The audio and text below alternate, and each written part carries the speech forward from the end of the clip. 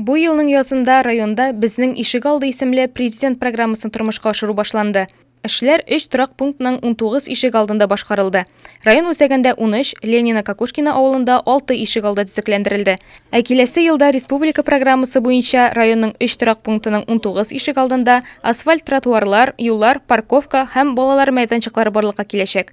Бу торак пунктлар Шигали, Пановка, Кулай авыллары. Бүген башкарма комитет вәкилләре, идарәче компанияләр, җирлек башлыклары, проектчылар, юл төзүчеләр составындагы комиссия әлеге торак пунктларны йөреп чыгалар, планлаштыру турында фикер алышалар. Булачак парковка урыннарын, каты көнкүреш калдыклары мәйданчыкларын билгелиләр. Әлеге программаны тормышка ашыру эшләре республика, шулай ук район һәм идарәче компанияләр хисабына башкарыла. Комиссия җыелды, карыйбыз өйләрне, дворларны, кая җиргә кирәк безгә кешеләр тротуарга төзергә, парковка төзергә кирәк безгә, детский площадка куярга урынын билгеләдек. Шуны схемаларны эшләгәч, без кешегә күрсәтәбез аны, җыелып обсуждение була. Кешеләргә ошыймы, ошамыймы, ничек дөресрәк эшләргә, кешеләргә обязательно обсуждение була.